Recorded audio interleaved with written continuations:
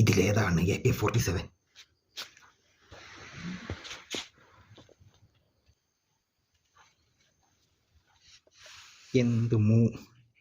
എന്ത് മൂഢമായ question. AK-47 ആർക്കാ അറിയാത്തെ? ഇതാണ് AK-47. അതോ ഇതോ?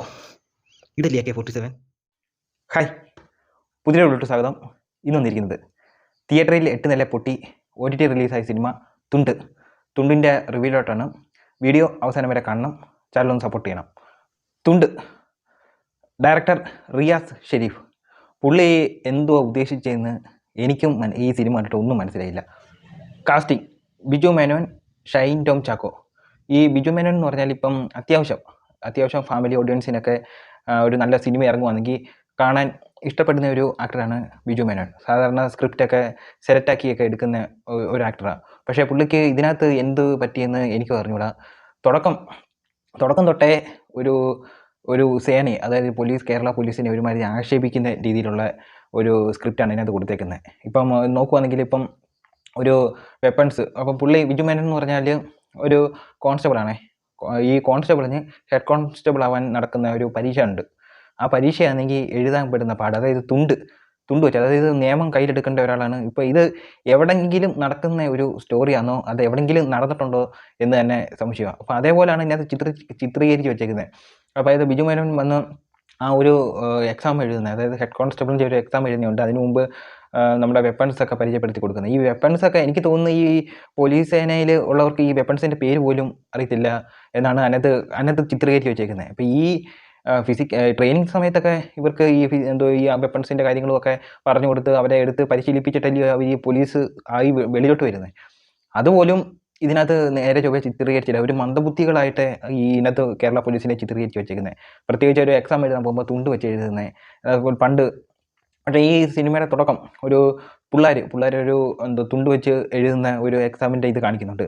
കാരണം അത് ആ ഒരു ഭാഗങ്ങൾ എനിക്ക് നല്ലോണം ഇഷ്ടപ്പെട്ടു. എന്ന് വെച്ചാൽ ആ ഒരു രീതിയിൽ ഒളിപ്പിച്ച് വെച്ചേക്കുന്ന ഭാഗങ്ങളൊക്കെ. അല്ലാതെ ഇതിനകത്ത് ഒരു പോലീസിൻ്റെ ഭാഗത്ത് നിന്ന് ഉണ്ടാകുന്ന എല്ലാവരും അതിനകത്ത് കാണിച്ചു വെച്ചിരിക്കുന്ന ഒരുമാതിരി മന്ദബുദ്ധികളൊക്കെ ആയിട്ടാണ് കേരള പോലീസിനെ കാണിച്ചിരിക്കുന്നത്. എന്തിനാ അന്ന് ഇപ്പോൾ ഇതേപോലെ ഇപ്പോൾ ഇത് കാണുന്നത്, ഇപ്പോൾ ഒരു പോലീസായിട്ട് പോകുന്ന പോലീസ്, ഇപ്പോൾ ഈ ഫാമിലി ഓഡിയൻസിന് ഈ തുണ്ട് എന്ന് പറഞ്ഞൊരു പടത്തിന് ഇപ്പോൾ ഏതെങ്കിലും ഒരു ഫാമിലി ഓഡിയൻസ് പോവുകയാണെങ്കിൽ, ഇപ്പം ഈ പോലീസായിട്ടുള്ള ജോലിയുള്ള ഏതെങ്കിലും ഒരു ഫാമിലി ഓഡിയൻസ് പോകുന്നെങ്കിൽ അപ്പോൾ ആ ഒരു ആളെ ഒന്ന് പുള്ളി ഒന്ന് കളിയാക്കുന്ന രീതിയിൽ, പുള്ളിയല്ല അതേപോലത്തെ ഒരു ഫാമിലിയെ കളിയാക്കുന്ന രീതിയിൽ ആണ് അതിനകത്ത് ചിത്രീകരിച്ച് വെച്ചേക്കുന്നത്. ഇത് എന്തിനാ ഈ പടം ഷൂട്ട് ചെയ്തതെന്ന് തന്നെ ഒരു സ്ക്രിപ്റ്റും ഇല്ല, ഒന്നുമില്ല. ചുമ്മാതെ ഒരു ആക്ഷേപിക്കാൻ വേണ്ടി ഇറക്കിയ ഒരു ഫിലിമായിട്ടാണ് തോന്നിയത്. ഒരു ഫിലിമായിട്ട് എന്തുവാ. പിന്നെ ഷൈൻ ടോം ചാക്കയുടെ കാര്യം, ഷൈൻ ടോം ചാക്കയെ 3-4 എടുത്ത് കാണിക്കുന്നുണ്ട് എന്ന് പറഞ്ഞുകൊണ്ട്. ഒന്നാമത്തെ കാര്യം, ഇതിനകത്ത് സ്ക്രിപ്റ്റിന് ഒരു അടിയുറപ്പില്ല. വെറുതെ എന്തൊക്കെയോ എഴുതി പിടിപ്പിച്ച് അത് ഷൂട്ട് ചെയ്ത് എടുത്തേക്കുന്ന ഒരു കൂട്ടാണ്.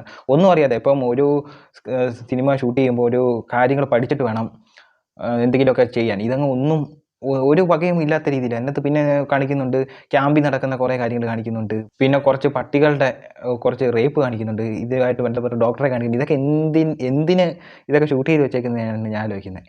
പൈസ കൊണ്ടുപോയി കളയാൻ ഇതിൻ്റെ പ്രൊഡ്യൂസർക്ക് അത്ര ഇതാണെങ്കിൽ എത്രയോ പേര് വെളിയിൽ ഭക്ഷണമില്ലാതൊക്കെ ഏതെങ്കിലും അനാഥ മന്ദിരത്തിനോ അങ്ങനെ കാണും ഒരു അന്നദാനം നടത്തിയെങ്കിൽ അതും പുണ്യം കിട്ടിയാനെ. ഇത് ചുമ്മാതെ ഈ ആക്ഷേപിക്കാൻ വേണ്ടിയൊക്കെ ഉള്ള സിനിമ ഉണ്ടാക്കി.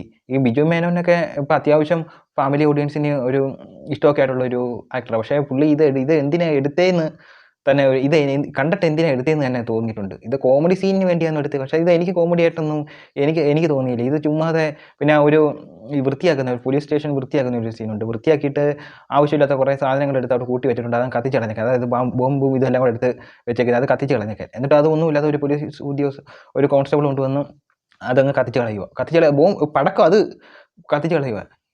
ഇതൊക്കെ ഒരു പോലീസ് അല്ല, ഈ കൊച്ചു പിള്ളേർക്ക് വരെ ഇതിനകത്തുള്ള കാര്യങ്ങൾ അറിയാമല്ലോ. എന്നിട്ട് അവരെ ഒരു കളിയാക്കുന്ന രീതിയിലാണ് അതിനകത്ത് ചിത്രീകരിച്ച് വെച്ചേക്കുന്നത്. പ്രത്യേകിച്ചും ഈ ബൈജു ഒക്കെ കാണിക്കുന്നുണ്ടേ. അവസാനം എക്സാമൊക്കെ എഴുതാൻ പറ്റുമ്പോൾ ബൈജു ഒക്കെ വന്ന് എക്സാം നോക്കുന്നുണ്ട്. അത് തുണ്ട് വെച്ച് എഴുതുന്നത് ആ പുള്ളിയെയും അത്രയും വലിയൊരു ഉദ്യോഗസ്ഥനെയും കളിയാക്കുന്ന രീതിയിലാണ് അതിനകത്ത് കാണിച്ചു വെച്ചേക്കുന്നത്. പിന്നെ ഇതിനകത്ത് മ്യൂസിക് ചെയ്തേക്കുന്നത് ഗോപി സുന്ദർ ഇതിനകത്ത് പറയാൻ വേണ്ടി ഒന്നുമില്ല, എടുത്തു പറയാനൊന്നുമില്ല.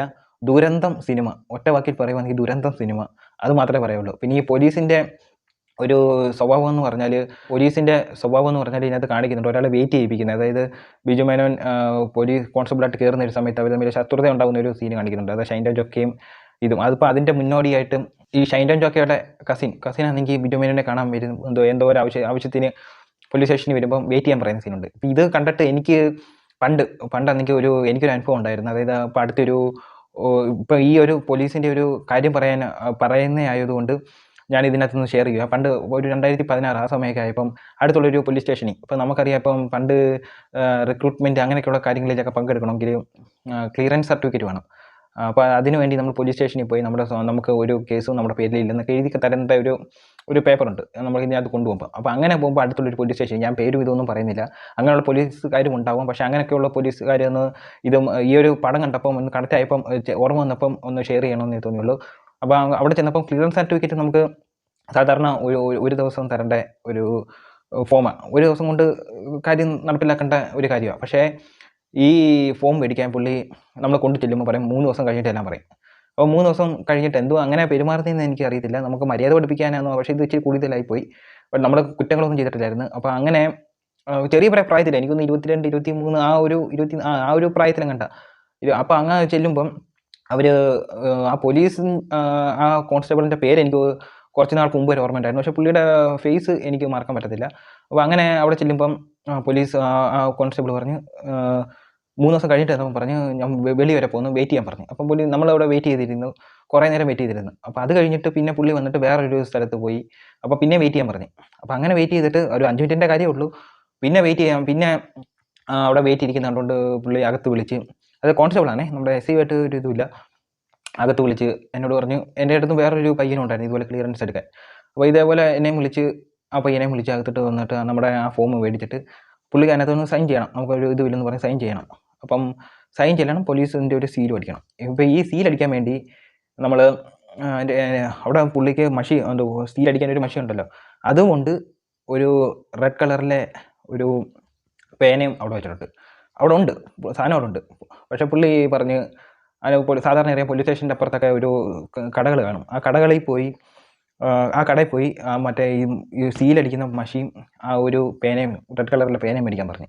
നമ്മൾ ഇതൊന്നും ഉദ്ദേശിച്ചില്ല പോകുന്നത്.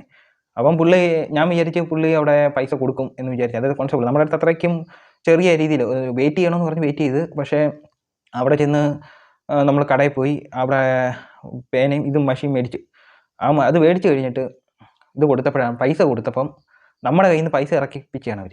അപ്പോൾ അങ്ങനെയുള്ളൊരു പോലീസുകാരുണ്ട്. ഇപ്പം അന്ന് നമുക്ക് ഇതിനെ പറ്റിയുള്ള നിയമം അറിയത്തില്ലായിരുന്നു. പക്ഷേ ഇപ്പോൾ അതേപോലെ പെരുമാറുകയാണെങ്കിൽ നമുക്ക് അതിനെ പറ്റിയുള്ള നിയമങ്ങൾ അറിയാം. അപ്പോൾ അന്ന് പുള്ളി അതേപോലത്തെ പോലീസുകാരും കാണും, ഇപ്പോഴായാലും കാണും. പക്ഷേ അതൊരു ശരിയായിട്ടുള്ള നമ്മൾ ട്രെയിനിങ് കഴിഞ്ഞ് വരുന്ന പോലീസുകാരെ പുള്ളി എനിക്ക് തോന്നുന്നു ഇപ്പോൾ അടുത്ത കാലത്ത് കയറിയതൊന്നും അല്ല, 2000 കഴിഞ്ഞിട്ട് കയറിയാൻ തോന്നുന്നു. നമുക്ക് ആ ഒരു സീനിയോറിറ്റി വെച്ച് ഞാൻ പറഞ്ഞു. അപ്പോൾ അങ്ങനെ ട്രെയിനിങ് ഇറങ്ങുന്ന ഒരു പോലീസ് ഉദ്യോഗസ്ഥൻ ഒരു സത്യസന്ധമായിട്ടുള്ള ഒരു പോലീസ് ഉദ്യോഗസ്ഥനായിരിക്കണം. പക്ഷേ ഇത് പുള്ളി നമ്മളെ ഊറ്റിക്കുന്ന സിനിമയിലൊക്കെ കണ്ടിട്ടുണ്ട്, ചായ മേടിച്ച് കൊടുക്കുകയും ഇതൊക്കെ മേടിച്ച് കൊടുക്കുകയും വണ്ടിക്കൂലി എടുക്കുകയും വീട്ടിലെ കാര്യങ്ങൾ മൊത്തം നോക്കുന്ന ഒരു അങ്ങനെയൊക്കെയുള്ളൊരു സിനിമയിലേ കണ്ടിട്ടുള്ളൂ. പക്ഷേ അത് എനിക്കൊരു അനുഭവം ഉണ്ടായതുകൊണ്ട് ഞാൻ ഈ ഒരു തുണ്ടെന്ന് പറഞ്ഞൊരു പടത്തിൽ പോലീസുമായിട്ട് ബന്ധപ്പെട്ട ഒരു സ്റ്റോറി ആയതുകൊണ്ട് ഞാൻ ഷെയർ ചെയ്തതാണ്. അപ്പോൾ അത് ഈ തുണ്ട് എന്ന് പറഞ്ഞൊരു പടം ടോട്ടലി നോക്കുകയാണെങ്കിൽ ഒരു ദുരന്തം സിനിമയാണ്. എല്ലാവരും ആക്ഷേപിക്കാൻ വേണ്ടി ഉണ്ടാക്കിയ ഒരു ദുരന്ത സിനിമ. കോമഡിയാണെന്ന് പറഞ്ഞിട്ട് ഇറക്കിയതാണ്, ഒന്നും വർക്കൗട്ടായിട്ടില്ല. ഒരു 10 പൈസയ്ക്ക് കൊള്ളാത്ത നാറിയ പടം.